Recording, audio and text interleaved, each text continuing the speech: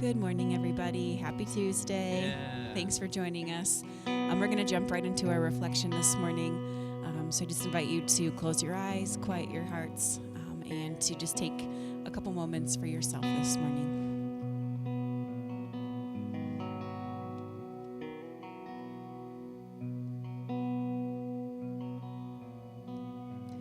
The other great obstacle to abandoning oneself to the divine providence is the presence of suffering in our own lives as in the world around us. Even for those who abandon themselves to Him, God permits suffering. He leaves them wanting of certain things in a manner sometimes painful. Think of the poverty in which the family of young Bernadette of Lourdes lived. Isn't this a contraindication of the words of the gospel? No, because the Lord can leave us wanting relative to certain things, but He never leaves us deprived of what is essential. His presence, His peace, and all that is necessary for the complete fulfillment of our lives according to His plans for us. If He permits suffering, then it is our strength to believe, as St. Therese of Lisieux says, that God does not permit unnecessary suffering. In the domain of our personal lives, as in that of the history of the world, we must be convinced, if we want to go to the limits of our Christian faith, that God is sufficiently good and powerful to use whatever evil there may be, as well as any suffering, however absurd and unnecessary it may appear to be, in our favor.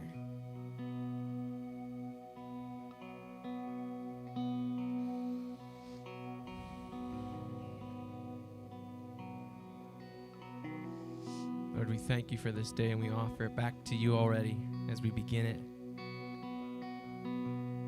Lord, I ask that in the midst of the sufferings of this day, that just like Therese of Lisieux, that we can give it back to you, Lord, and offer it back to you, and trust that you have a plan and purpose for it.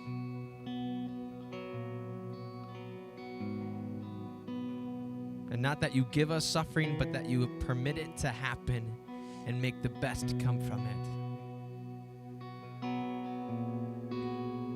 it. So we thank you, Lord, for being with us in the suffering, for having done it yourself to show us how much you love us and care about us and know us.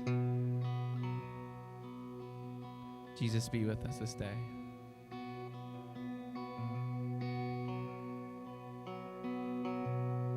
Cause there's another in the fire standing next to me.